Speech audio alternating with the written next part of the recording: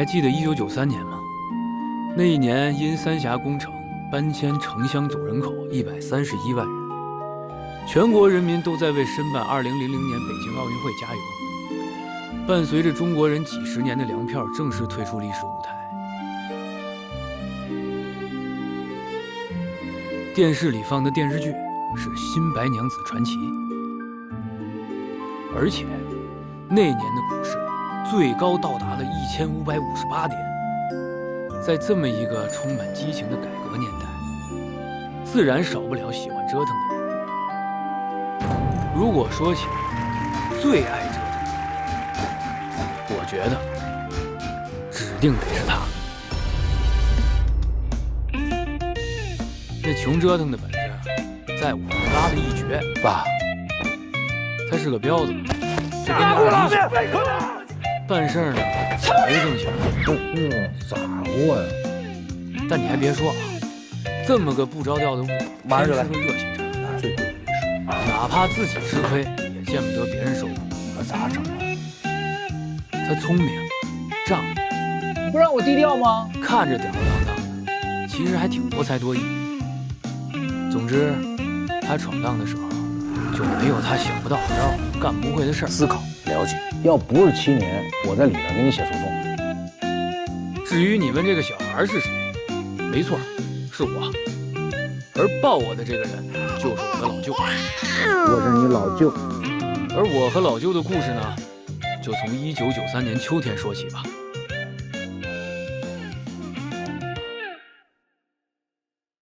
我的老舅是一个全方位的天才。他打台球可以一杆清台，他踢足球连倒钩都会，他下象棋、围棋从来没输过，他打扑克能记下所有人的牌，他唱歌比张学友都好，跳舞比郭富城都强。所有的家用电器，我老舅看一遍说明书就会修，再复杂的乐器，我老舅上手几天就能学会。我老舅最厉害的是做鱼，做好的鱼端上来，鱼还会动。让你们写我的某某，是让你们如实的描写一个亲人，不是让你在这写童话故事呢。我写的都是真的。行了，坐下。下一个谁来？柯阳，你咋就那么能吹牛啊？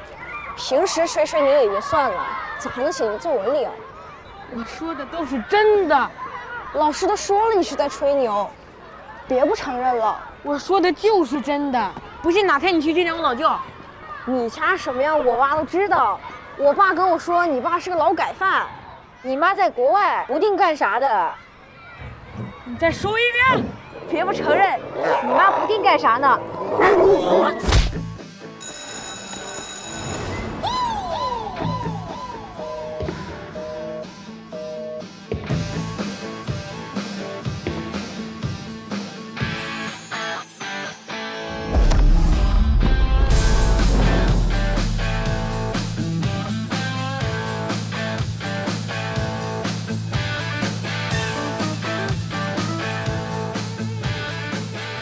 舅，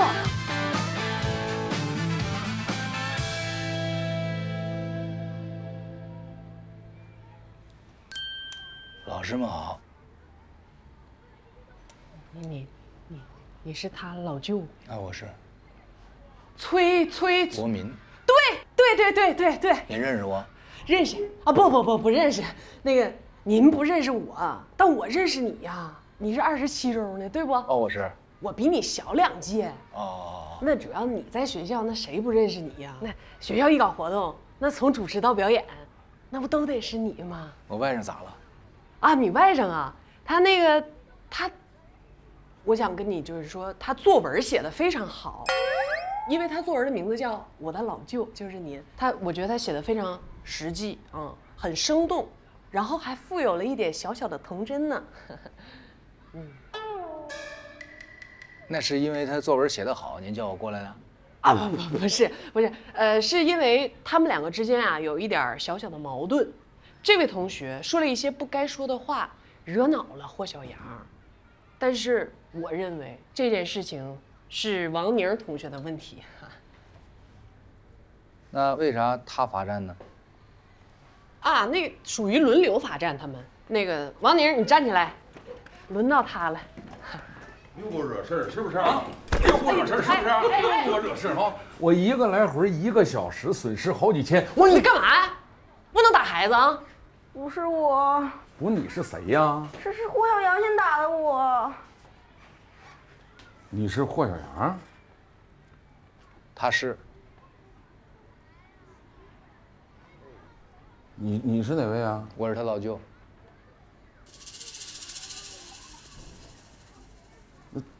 崔小红，是你姐？是。哎呀，那这误会了啊！我跟你姐是同学，你姐长得太漂亮了。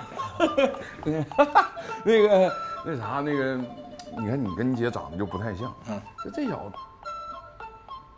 长得更不像。我们确实是一家的，亲生的。啊，对，咱都是一家人嘛，都是同学，打架都很正常，越打关系越好，对不对？王宁，握握手啊！哎，你看，那挺好哈。但我也得评个理啊，这件事情还是王宁同学起的因。怎么又是你？哎，那不能打孩子啊！我说的都是实话。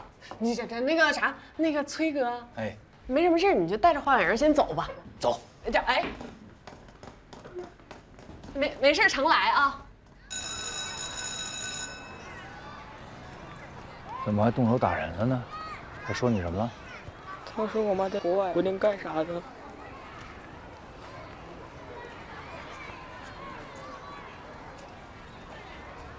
你妈在国外是做化妆品生意的。那我妈到底什么时候回来？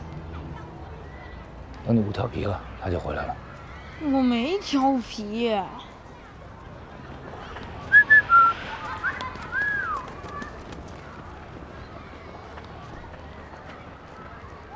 爸，你咋来了？正好路过。是不是他又给你闯祸了？你哥乖得很，走。这是我妹妹，老舅的闺女，打小就看不上我。哎，小红子弟啊，坐我车外一人带俩孩子多累呀！小胖子，我不让，你瞅你那轮胎牙都瘪了，等着。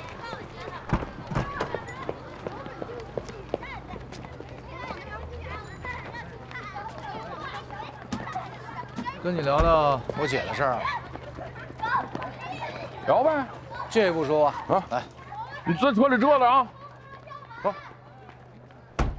你姐现在咋样啊？还行吧？你吃了吗？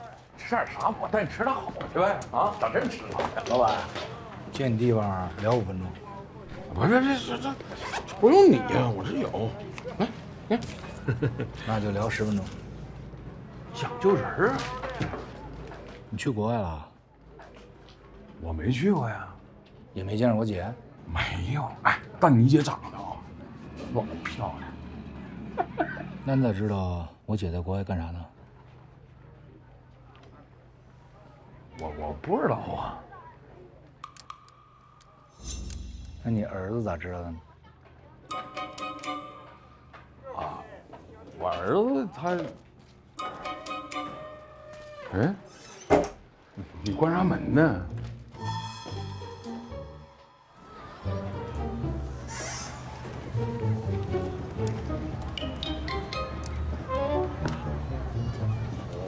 不是说只聊10分钟吗？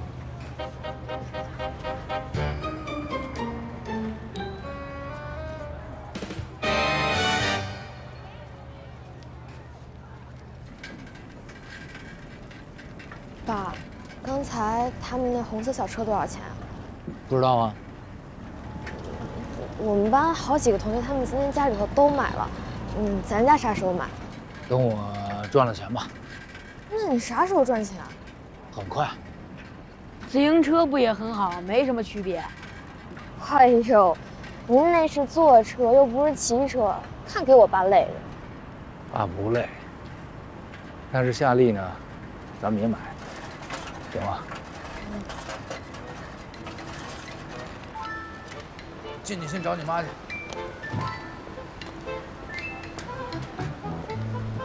霞，又做题啊？需要帮忙不？不想我打搅你啊？好，那我不打搅你了啊。哎，周姐啊，这墨镜有样啊。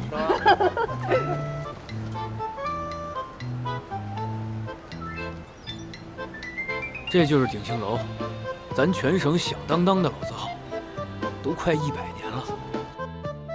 听老爷说，这是上世纪的京城名厨张老爷子开的，这牌匾还是许世昌亲笔题的呢。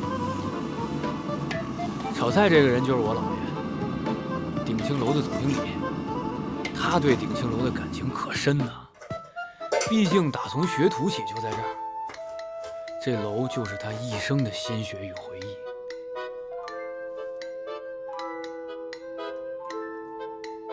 这个是我姥姥，当年省里的戏剧名角，可惜后来因为心脏病，身体一直不好，就都没再唱。你说你在这鼎庆楼待了一辈子，真要退休了，你干啥去啊？回家呀，回家给你做饭去，1天3顿。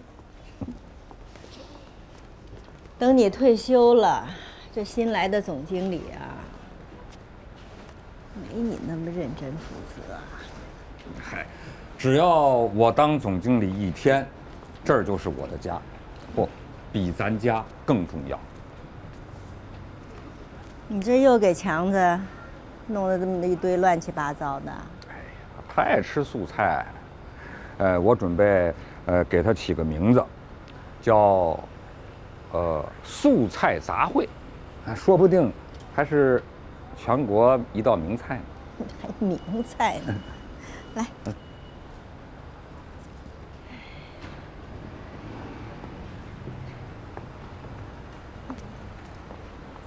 强子，季强，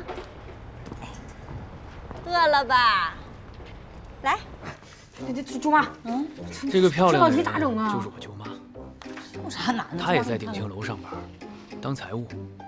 一个足球20元，舅妈对我一个篮球那是掏心窝子的孟老师来买篮球，还经常辅导我作业，用去了770元。问孟老师，但就算是舅妈，买了也有不会的多少题不是？孟老师买多少这时候我们就会去问季强，就是他。但听说以前他考上了大学，可家里出了事儿，然后就变成这样。但他真的很聪明，我不会的题他都会。这么简单？爸，我先把孩子搁这儿了，我回厂子里办点事儿。这都几点了，还回厂子？我们不是换了一新厂长吗？让我们提点意见。我写了200多页纸，还差7、8页，我写完了。啥？写了200多页？你都写啥了？主要就是产品营销，设备更换，还有员工福利，就这么简单。不是，人家新厂长让提意见，也就是客气客气，表现一下民主。你别真鸿篇大论呐，200多页纸，你这是要替人家当厂长啊？那不是，那跟我们都息息相关的。再一个，机会难得，我不图快。不是，你忘了我跟你说的，你张爷爷当年那会儿怎么下去的？就是话太多，还总啰里啰嗦。人家领导让提意见，他不光提意见，还开口骂人。我不会骂人的，骂人多没素质啊！我就是深刻和尖锐。再说了，现在是1993年了，您放心吧。我说，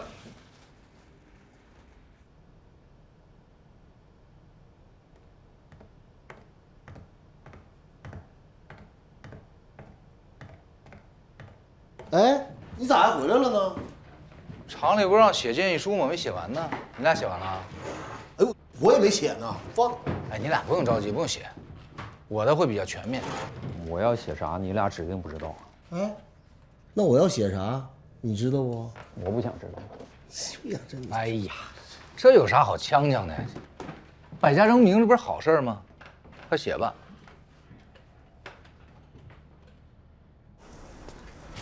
哎，你爸给你做那么好的风筝，说扔就扔了？我这又不是啥小宝宝了，没这么爱玩这些东西。那可是你爸花了一个周末给你做的啊！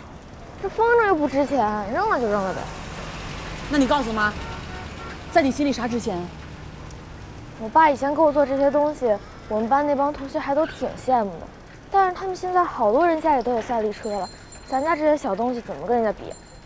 你跟别人比点好的行不行？比比学习，净比这些没有用的。反正我爸说了，咱家也要买夏利车。啥？啥时候跟你说的？就今天下午接我放学的时候。说啥时候买没？没说，不过他说很快。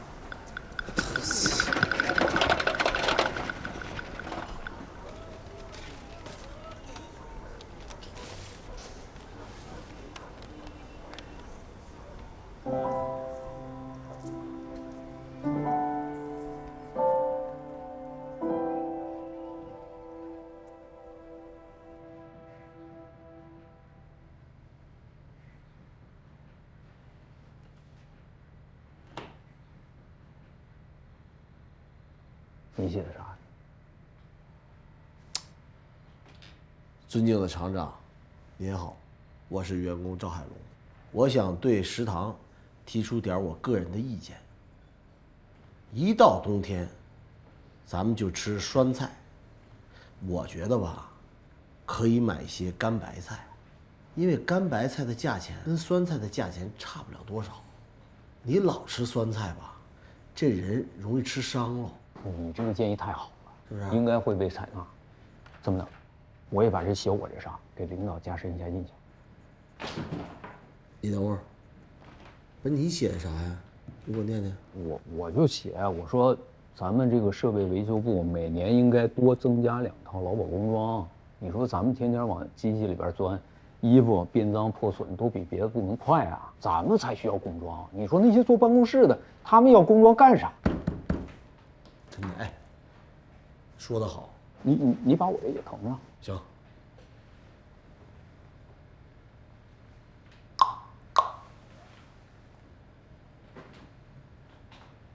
崔哥，咋的？写万言书呢？万言书哪儿够啊？我这个至少得有7、8万字了。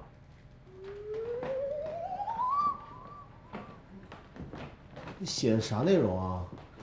前20页我写的比较简单，就是市场营销还有售后服务的事儿。后边100页我写的比较详细。我建议咱们厂啊，能够卖掉1/2，至少1/3的土地来更新设备。崔哥，技术啊，设备啊，你最懂了。卖掉你舍得呀？咱们的设备是57年苏联原件的，太陈旧了。咱们厂的产品在市场上连南方的小厂都不如。如果中国加入了世贸以后，那咱们的竞争力啊几乎为0。你到那时候，如果厂子没了，咱们全得失业，就下岗。崔哥，咱们厂苏联原件的重点项目，咋可能倒闭呢？苏联都解体了，咱们厂怎么不可能倒闭呢？按照我这个模式，我们厂最普通的工人3年之内都能买上夏利3箱，你信吗？你肯定信，你信吗？我到下班点了，我思考一下，明天跟你说。我得回去给媳妇做饭。快！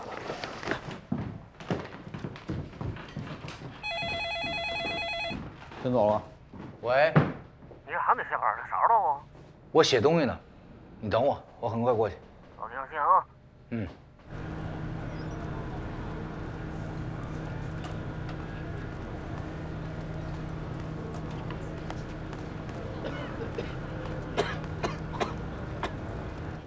你这个比前些日子上电视的时候看着可瘦了不少。拘留所里明确告诉我了，我现在是名人，啊，名人得注重形象。出来这么多人，为啥记者找你做发言代表啊？就等你问呢，这还不明显吗？一目了然了。因为电视台在众人之中一看我形象最好，你再看我的发言，啊，我承认错误的态度多感人呐！没点这个，打扰一下，送，啥意思？这个前2天电视上采访的是你吧？哦，认出来了。我看了，那记者采访你老带派头子了。是吧？这个送的韭菜，明白啥意思吧？功效补，你用得着。谢谢啊！哎，你炫。谢谢啊！哎，啊，长得不平常。哎，你说我这2年上电视，也就是一个机会，你点儿都给我背了。你不行呢，你找个算命的，让他给你破破，这么着你心里边能舒服点。你认识的人多，路子野，你有没有那种大师能破事儿那种？我路子也没野成这样，我不太信这个。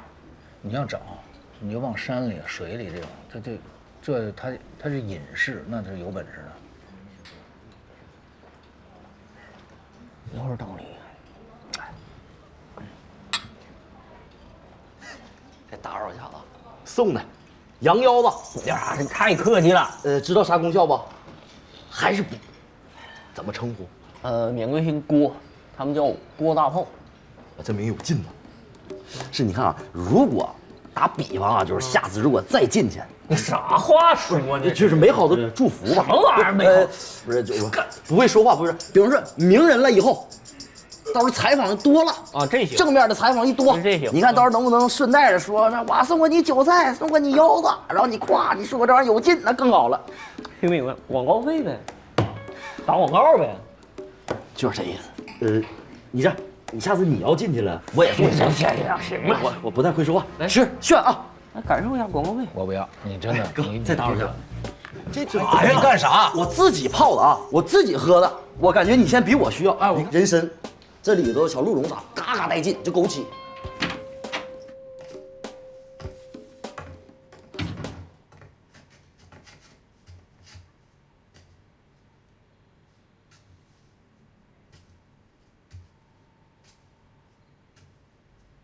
梦梦睡了，咋的了这是？你跟某某说咱家买台夏利啊？我没有啊。那孩子还能骗我呀？亲口告诉我的。哎呀，我就随口一说，小孩儿，我这又没答应他，具体什么时候买，对吧？我没事儿，这个。你知道现在一台3厢夏利多少钱吗？4、5万吧。4、5万？我同学上礼拜刚买了一台，11万8。这家伙这么贵啊！这不行，这实现不了。那你知道咱家现在有多少钱吗？4、5万吧。来，自己好好瞅一瞅。这把存折拿出来，你这44500，我兜里边还有500，那这正好45000吧，那差不多啊。就这点钱，你想买轿车啊？你能不能别那么不食人间烟火啊？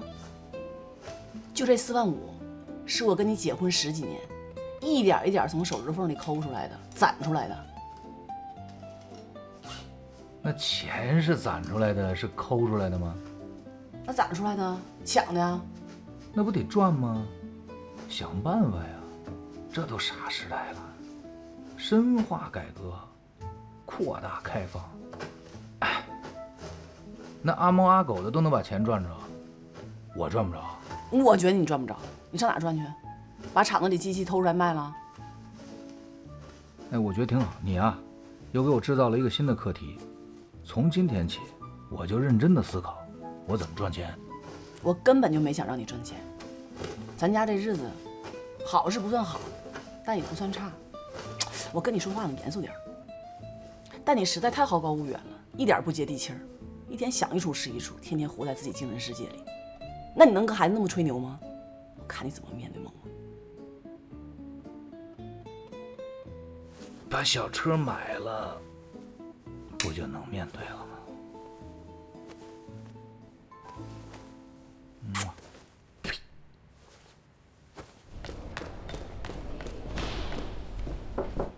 哎，小张，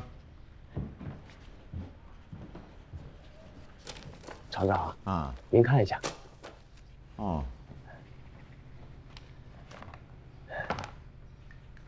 是哪个部门的意见啊？这么多？设备维修部。设备维修部，他们那儿几个人？3个人，都是工程师。3个人写这么多啊？哦，主要啊，这一个人。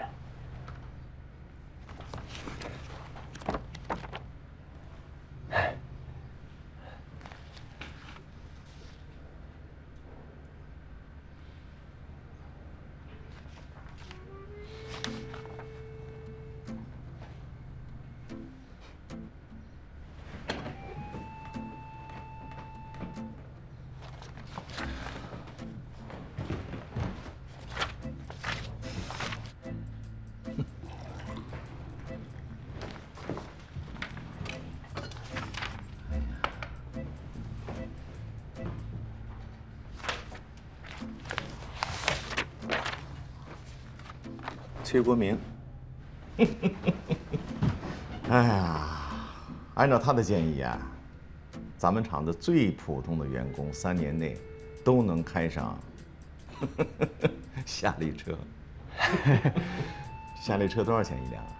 哎，反正我是买不起，我估摸着大概有个10多万。这个崔国明平时表现怎么样啊？他在技术上呢，还是可以的，毕竟人家是工大毕业的。你要说他这人吧，老厂长在的时候很赏识他，我是得罪不起。是吗？可不嘛，我在宣传科的时候，他就看不上我。建议倒不少，也有一些道理，可哪有那么好开展工作呀？收到。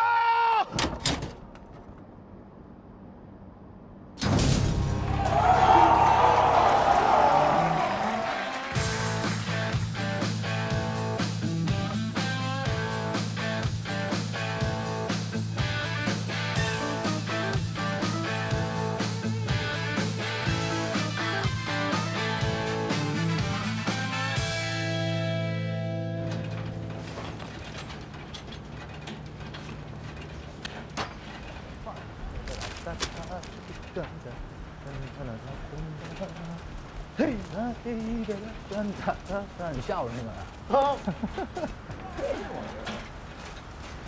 这。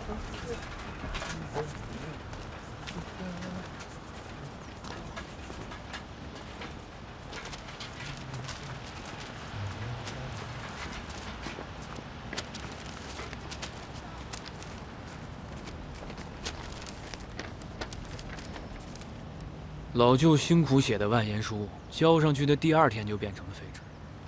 可谁知道，当时无人相信的笑料，后来却字字应验。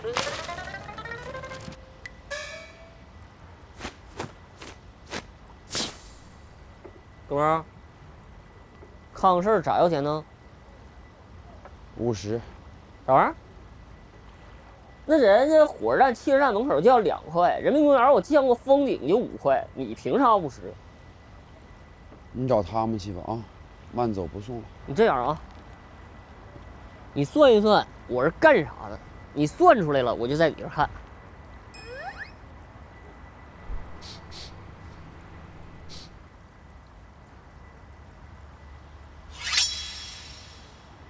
那这是干啥的？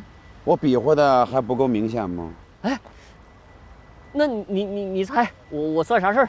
男女问题。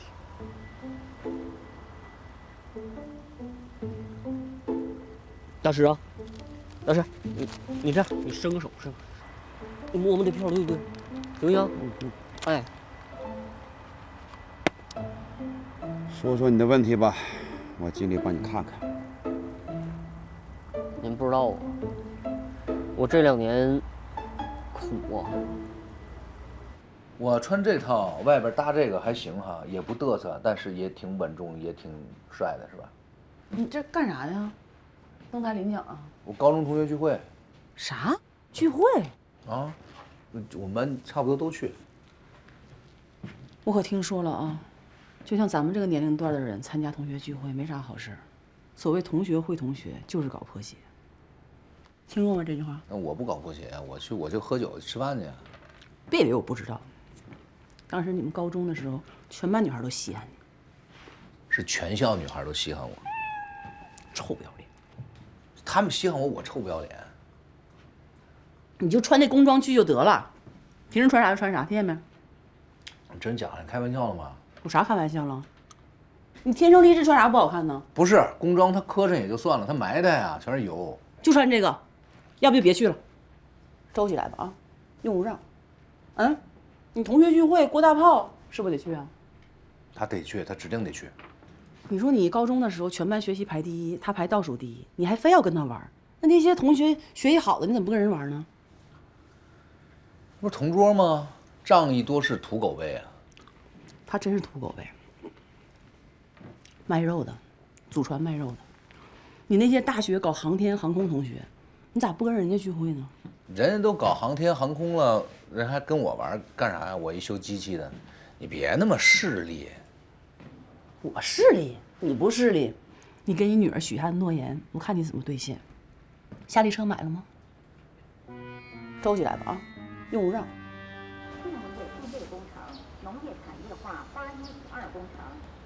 你是不是给新厂长写了个几百页的建议？啊，进垃圾桶了。你虎啊你啊！有些话是你该说的吗？我听说你说要把这个厂子地皮卖了，买新机器。对呀，咱厂机器57年的，就比我大3岁。这在国际上，别国际了，就全国它也是落后的呀。再这么着下去，3年之内咱厂子必黄。那黄不黄跟你有关系吗？那咋跟我没关系呢？我是厂子职工，那厂子黄了，我不也黄了吗？哎呀，对了，你还说，只要是听你的，你可以让厂子职工人人都能买一台夏利啊。3星呢？这也是基于哈耶克的理论啊。哈什么克？哈耶克，哪个部门的？人事部的。啊，行了行了，你这句话呀，现在在厂领导班子这个圈里边啊，都已经成笑话了。他们说，看你穷争的这3年，你自己能不能买台夏利？每个人啊都会成为笑话，但是谁会成为最后的笑话，那就不一定了。哎呀，你都30多岁了啊，不是10年前你大学毕业那个大男孩了。别什么事儿，哎，就想一出是一出，做事要踏踏实实的啊，低调一点。不该出头的就不要出那个风头。知道，好，那我先下班了啊。你干啥去？同学聚会。你可下班早退，也不聚会迟到。那我在厂子里边的工作就是保证所有的机器都能够正常的运转。今天我保证所有的机器都不会坏，不完了吗？我走。你这啊，你就穿这身去啊？你不让我低调吗？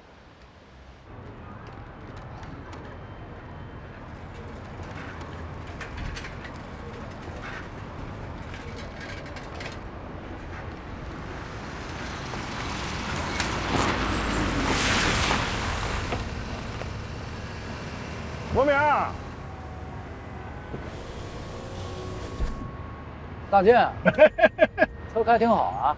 哎，刚买不几天儿，不好意思啊，一会儿给你敬杯酒啊。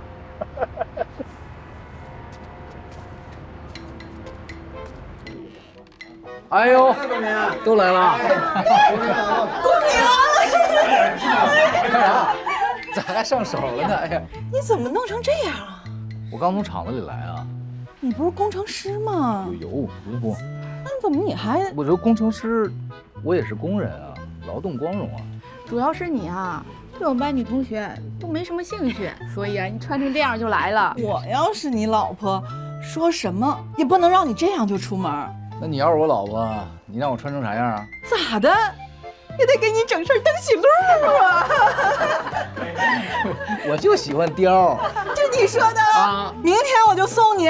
行啊，我转脸就告诉你老公。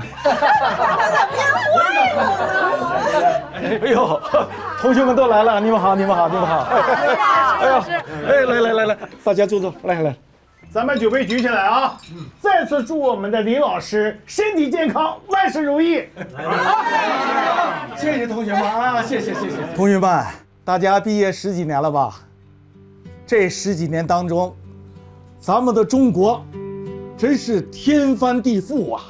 传说中的楼上楼下、电灯电话，家家都有了吧？我敢说呀，再过10几年，咱们中国会更加的天翻地覆。同学们，现在国家给了我们这么好的机会，咱们一定要把握住啊！好，张小霞，哎，李老师啊，你现在干啥呢？我和我老公开了个服装店，好的时候2、3千，差的时候也就1000多。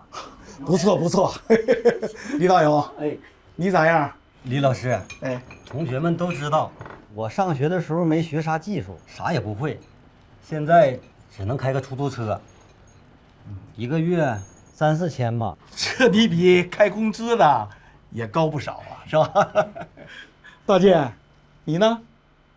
这周就我不行，不是总开张。不是，那你上次开张是什么时候了？就上个月嘛。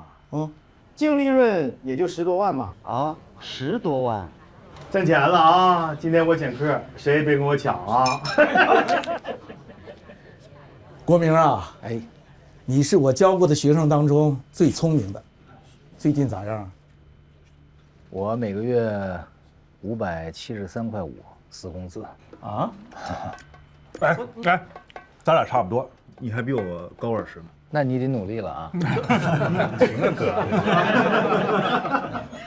国明，我听你唱歌特别好，一会儿给咱整一首呗。我唱歌可贵，你钱准备好了吗？钱是事儿吗？来，敬你一杯，来。老师，哎，来，都喝，都喝。不过说起来哈，就你这身衣服，越看越像我劳改时候穿的囚服，你看像不像？哎，可别瞎说啊！我没劳改过，我也不知道囚服啥样。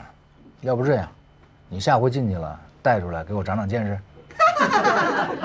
现在这事儿啊，不能问我了。现在最权威的那是咱们班郭大炮啊！没看电视啊？去洗头房被抓了。咋没看见呢？咱们班啊，也算出了个名人儿。你要是没看电视吗？没看。郭大炮被抓上电视，那采访的时候说话横踢马槽的啊，真的。哎，我给你们学啊，说的这样。众所周知，我这是个不好的行为，我为我的行为感到十分的愧疚，希望大家以我为戒，谁触碰了法律，必将受到法律的严惩。古话说得好，善恶到头终有报，人间正道是沧桑，希望大家都走正道。哎，大健，我要是你的话吧，我就不好意思学人家大炮。我记得你上次改造是因为组织小姐出台吧？大炮这样的就是你的顾客呀，顾客就是上帝，你怎么能吃完以后骂厨子呢？他又没在我这儿。再说我现在不干了，我跟你说，李老师，我不会干那个事儿，我也不会上电视。我上电视我也不能这样。不是那个郭大炮啊，郭大雷，今儿怎么没来啊？公安，麻烦配合我们的工作，有些问题想询问一下。不是我不就洗头房吗？再说这事儿不早就解决了吗？那全市人民不都看着了吗？你别误会啊，我们是询问，不是讯问，就是想找你了解一些情况。就那点破事儿，一些没完没了。不是询问呐？你想询问啥呀？我想知道点细节。不是你那点事儿，是别的事儿。那我能有啥事儿？就是了解点情况，咱们市场处聊聊。你能说说17号那天夜里，你干嘛去了吗？17号。哎呀，17号，哪年哪月17号？不是那么久远了，你突然问我哪儿记着？我就问你，17号你干啥去了？你能记着？我在问你问题，你不用反问我。那我不记着。没事儿，慢慢想，想不起来我们帮你想。是这么个情况啊，我呢今天确实有事儿，晚上有一个1年才一回的同学聚会，我组织的，大家都等我呢。哎，我同学里边有你们同事呢。行，来唱片，哎，国明，整一个。喝多了不唱了。别，你刚才不说给钱你就唱吗？够不够？那得哼哼几下。那你说，给多少你能唱？11.8万，我给你唱到天亮。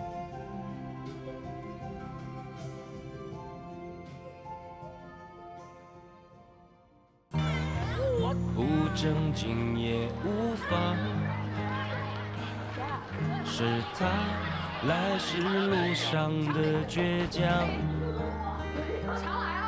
你看那件貂皮大衣印着4天王，别碰，那是他独家珍藏。他非要站在浪潮上，老婆小里的天才有好多梦想，走街串巷，红着东北的粤语腔，那段背起行囊的路途就不漫长。人生啊，我们谁都不擅长，偏要折腾个模样。只要念念不忘，总有回响。有你在我也不算流浪。直到长大之后才看清你扛的那一片天，不是高楼林立，而是我们瓢盆的扣人心弦。老磁带里播着崔健，一口酒配1碗面，日子一天一个样，背影模糊澡堂的烟。不信星座也不信命，他说天才不写简历，无论东北下几场雪也盖不住你的不服气。他总能面对所有问题，说句不碍事儿。平凡的天才只是去了更远的地儿。人生啊，我们谁都不擅长，偏要折腾个模样。磨破了手掌，握住了梦想，跌跌撞撞也活得滚烫。